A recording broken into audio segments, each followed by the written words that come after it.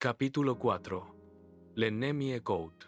23. 2 semanas después, James Bond rememoró parte de esa historia al despertarse en su habitación del Hotel Splendide. Había llegado a Royal Show 2 días antes, a la hora de comer. Nadie intentó ponerse en contacto con él, ni tampoco él despertó el menor atisbo de curiosidad al registrarse como James Bond, Port Maria, Jamaica. M no había expresado interés alguno por su tapadera. En cuanto se enfrente a Le Chiffre en las mesas de juego, usted tendrá su cobertura, dijo, pero utilice una identidad creíble para todos los demás. Como Bond conocía bien Jamaica, pidió que lo controlaran desde allí y se hizo pasar por un propietario de plantaciones jamaicano, cuyo padre había hecho una fortuna con el tabaco y el azúcar, y cuyo hijo había decidido jugársela en la bolsa y en los casinos. Si alguien le preguntaba más, le remitiría a Charles da Silva, de la firma Caffery de Kingston, como su abogado. Charles confirmaría la historia.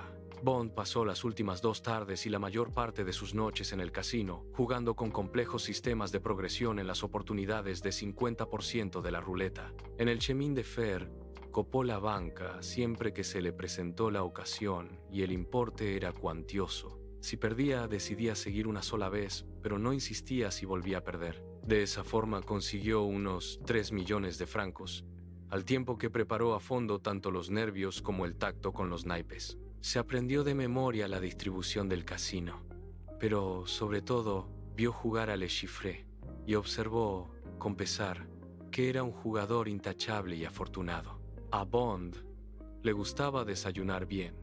Tras darse una ducha fría, se sentó al escritorio delante de la ventana, observó el bello día y consumió un vaso de zumo de naranja helado, 3 huevos revueltos con tocino y un café doble sin azúcar.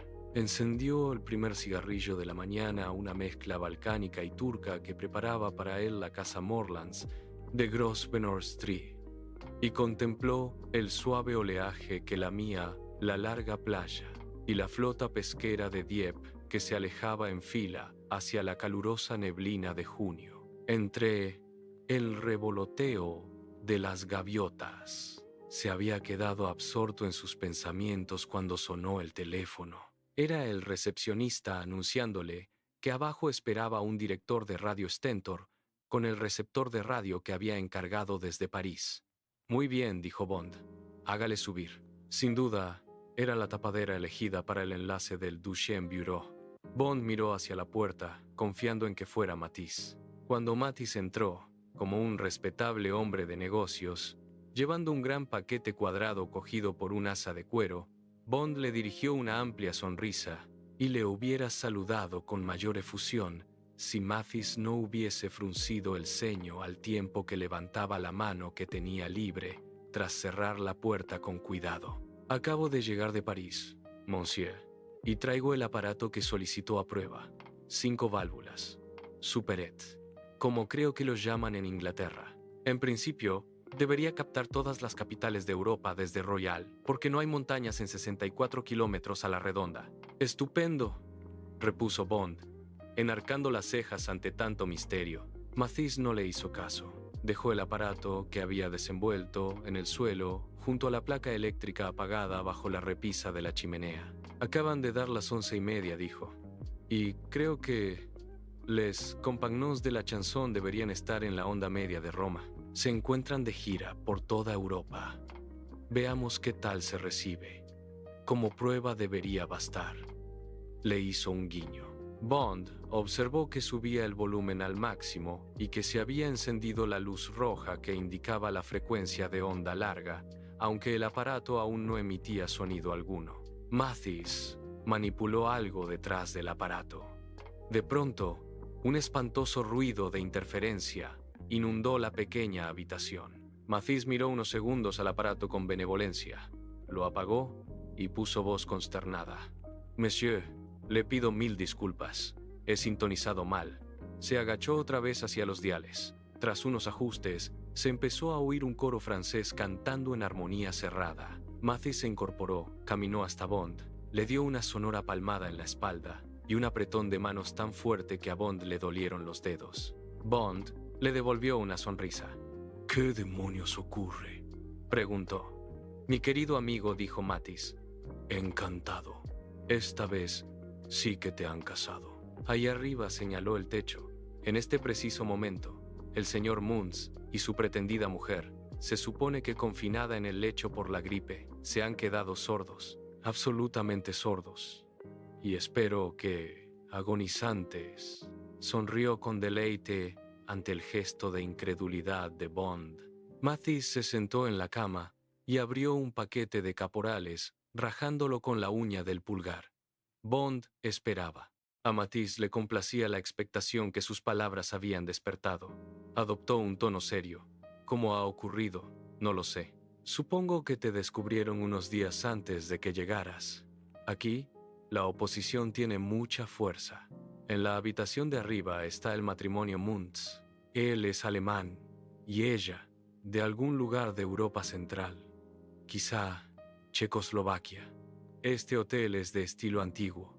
Detrás de estas estufas eléctricas hay chimeneas inutilizadas. Justo aquí, señaló un punto a pocos centímetros de la estufa de placa, cuelga un receptor de radio muy potente.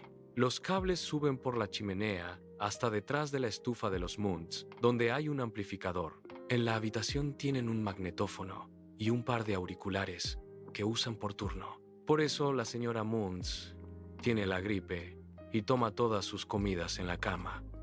Y por eso el señor Muntz debe estar en todo momento a su lado, en lugar de disfrutar del sol y del juego de este maravilloso lugar de recreo. Parte de esto lo sabemos porque en Francia somos muy listos.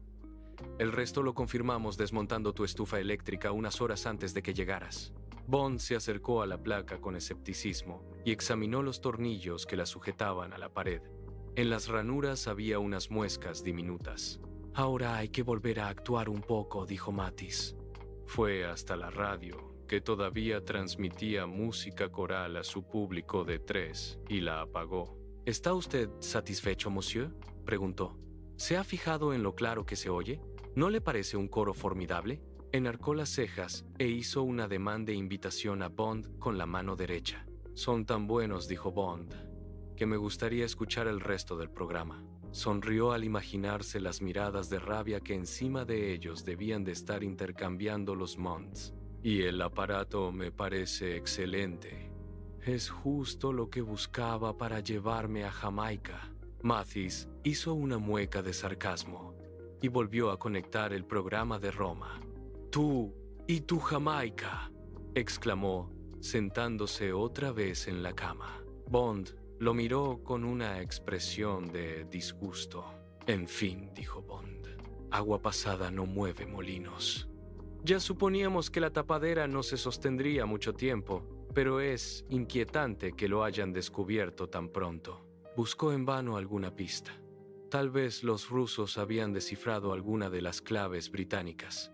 En ese caso, más le valdría hacer las maletas y volver a casa, porque tanto él como la misión habrían quedado totalmente expuestos. Mattis pareció leerle el pensamiento. «No puede haber sido una clave», replicó. «De todos modos, lo comunicamos de inmediato a Londres y ahora ya las habrán cambiado. Causamos un buen revuelo, créeme». Sonrió con la satisfacción del rival amistoso. «Y ahora, vayamos al tema, antes de que nuestros pobres compagnons se queden sin voz». Tomó aire, llenándose los pulmones de caporal. «Antes que nada, te gustará mucho. Tu número 2 es muy guapa». Bond frunció el ceño. «Guapa, de verdad». Satisfecho con la reacción de su interlocutor, continuó. «Es morena, de ojos azules y espléndidas, ¿cómo diría? Protuberancias, por delante y por detrás», añadió. «Y además es experta en radioreceptores, algo que sexualmente es menos interesante, pero que la convierte en la empleada perfecta de Radio Stentor y en la ayudante de un servidor en mi calidad de vendedor de equipos de radio desplazado aquí para aprovechar la rica temporada estival». Sonrió. Ambos nos alojamos en este hotel, por lo que mi ayudante estará a tu disposición en el caso de que tu radio se rompa.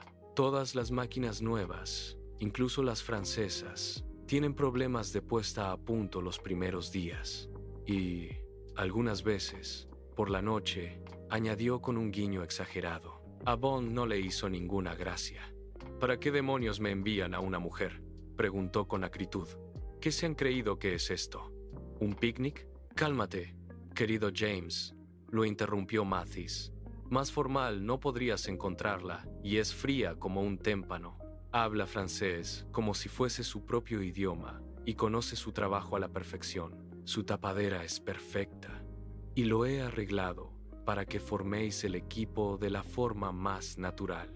¿Acaso no es lógico que en este lugar conquistes a una chica guapa? Para un millonario jamaicano como tú, tosió respetuosamente.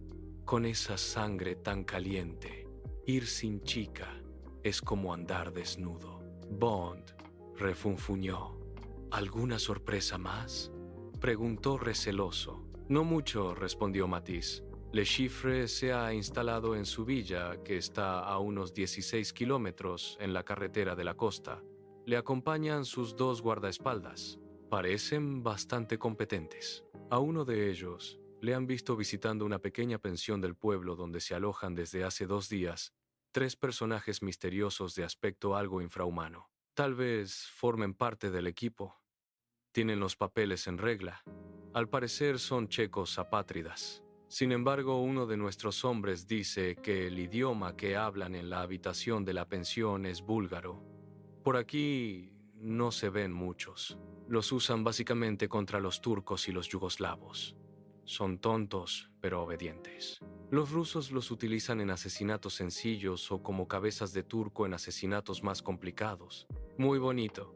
Me pregunto cómo será el mío, dijo Bond. ¿Algo más? No. Ve al bar del Hermitage antes de comer. Yo me encargaré de las presentaciones.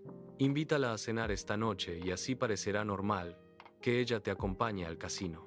Yo también estaré, pero en segundo plano, con 1 o 2 hombres vigilándote. Se me olvidaba, hay un americano llamado Leiter alojado en el hotel, Felix Leiter, el tipo de la CIA de Fontainebleau. Londres me ha dicho que te lo comunicara. Tiene buena pinta y puede sernos útil. Un torrente de voces italianas surgió del aparato colocado en el suelo. Mathis lo apagó e intercambiaron algunas frases sobre la radio y la forma de pago. Luego se despidió muy efusivo y, con un guiño final, se retiró. Bond se sentó junto a la ventana y puso sus pensamientos en orden. Nada de cuanto le había contado Mathis era tranquilizador.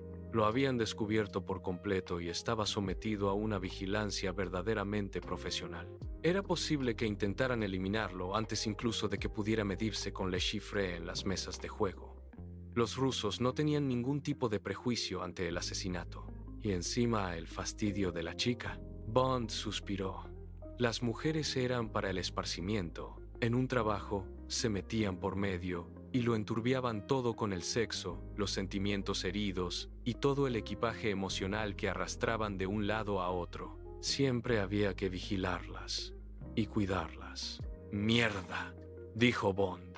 Al acordarse de los Moons, repitió «Mierda» más alto y salió de la habitación.